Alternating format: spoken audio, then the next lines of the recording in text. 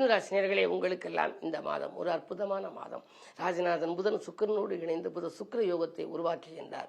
எனவே விலையுயர்ந்த பொருட்கள் வீட்டுக்கு தேவையானவற்றை எல்லாம் வாங்கி சேர்க்கும் அளவிற்கு உங்களுக்கு யோகம் வரப்போகின்றது. அப்படியானால் பொருட்களை வாங்கும் அளவிற்கு பொருளாதாரம் வேண்டுமல்லவா, அதற்குரிய வருமானமும் வரும். இரண்டில் குரு இருந்தாலே திரண்ட செல்வம் வரும் என்பார்கள். 7க்கு அதிபதி என்பதனாலே வாழ்க்கை துணை வெளியே வந்த பிரச்சனைகள் அகலும். அது மட்டுமல்ல, கல்யாண கனவுகள் நனவாகலாம். கடமையை செவ்வனை செய்து முடித்து வெற்றி காண்பீர்கள். உத்தியோகத்தில் கூட உயர் அதிகாரிகள் உங்களுக்கு நன்மைகளை வழங்குவார்கள். ஊதிய உயர்வு, உத்தியோக உயர்வுகள் கிடைக்கலாம். கார்த்திகை 11ஆம் தேதி சுக்கிரன் 6க்கு வருகின்ற பொழுது, 12க்கு அதிபதி 6ல் வருகின்ற பொழுது விபரீத ராஜயோக அடிப்படையில் நீங்கள் திட்டமிடாமல் செய்யும் காரியங்கள் எல்லாம் வெற்றி கிடைக்கும். அது மட்டுமல்ல, பெண்வெளி பிரச்சனைகள் அகலும்.